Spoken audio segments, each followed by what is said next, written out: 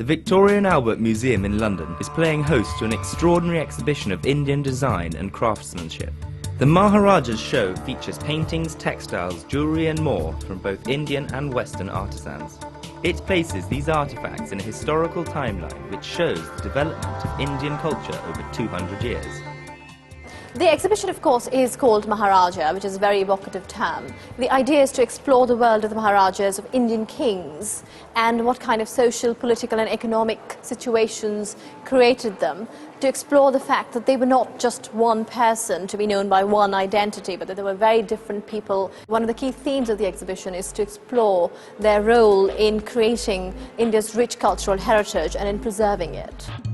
The position of power and influence that the Maharajas held made them a dominant cultural force throughout India's history. The Maharaja's lifestyle was very much a product of what his role was. His role meant that he had to be splendid in person because so much of power is manifested through personal splendor. He had to be a patron of the arts, he had to be a patron of music, he had to have splendid things around him, he had to promote scholars, he had to promote religious institutions. One of the recurring themes of the exhibit is the Maharaja's obsession with precious gems, clearly illustrated by the stunning collection on show. Gems have a real significance in India, and most of the Maharajas really appreciated the quality and the worth of gemstones. The gems they wore really represented their wealth and their power. They wore their treasuries around their necks. Whether they were ordering from Cartier or whether they were ordering from their own court jewelers, they always led taste and were always very discerning patrons. But it's quite interesting from a Western point of view. We're used to seeing gems that really sparkle because they're cut. That's not the aesthetic in India. The quality is the gem itself. So often they're uncut or just polished. And you'll see some remarkably large diamonds. And you'll see a wonderful sword that we have on display that was given by the Maharaja of Jaipur to Edward VII to mark his coronation in 1903. Again, studded with 719 diamonds. As we follow the history of the Maharajas, we see new influences emerge, most notably those of European jewelers. We've got to remember, and what's exciting in the exhibition, is that as they turn towards the West, they start to have their jewellery made in the West. So they move from traditional Indian jewellery to jewellery by Van Cleef or Cartier or Chaumet or Boucheron.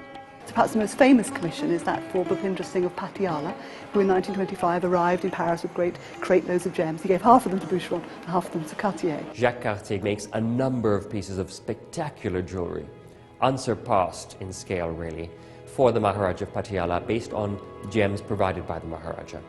And the centre of this great commission is the Patiala necklace, multiple strands of beautiful, substantial diamonds, with 3 Burmese rubies and a 235-carat yellow diamond in the middle. And it was a tour de force of jewellery made in 1928, which has been celebrated ever since it was made. The chronological nature of the exhibition serves to highlight the complex relationship India has had with its various invaders. Indian design is constantly changing based on new invaders, new influences that are coming into India. And so you see that in the earlier sections, which is very strong Mughal influence. And then when you, as in the 18th century, in the 19th century, very, very strong Western influence, specifically British influence in Indian design. Britain and India have had a very long relationship, and much of this material culture is a product of that interchange of ideas. What happens is that from the late 18th century onwards, we see the British gradually coming to dominate India. The net result of that is that the Indian princes are Western educated and they become Westernized. Once they've been through Western schools, they come back and they move out of their traditional palaces and into Western-style palaces, which have dining rooms and dressing rooms and billiard rooms and everything according to a Western way of living. Most of the rulers, they found it quite difficult. They had to have almost a dual identity. On the one hand, the Raj, the British loved them to dress up in all their jewels and appear as the exotic subjects of the Raj, but at the same time they were expected to be educated in a Western way and be the consummate English gentlemen. So they often had to negotiate these different identities, and some of them refused to do so, really, but many of them adopted Western lifestyles, and they started to build Western-style palaces for entertaining all the British. And also the wives would become celebrities. They had their photographs taken by Cecil Beaton. And of course this influence has a very, very strong political element to it. because once you're consuming the material culture of a particular country, you're accepting ideological sort of oneness with them. A few princes resented the westernizing process, absolutely, and some of them were more nationalistic in their output. But on the whole, I think Indian princes admired what the West could give them.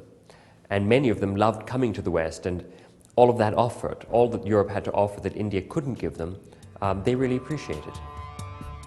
The exhibition is a must-see and will run from October until the middle of January.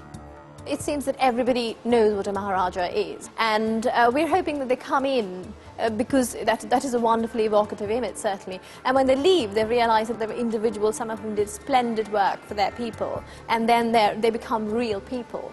We hope they leave with that idea, and of course, you know, fabulous jewels are always a good thing.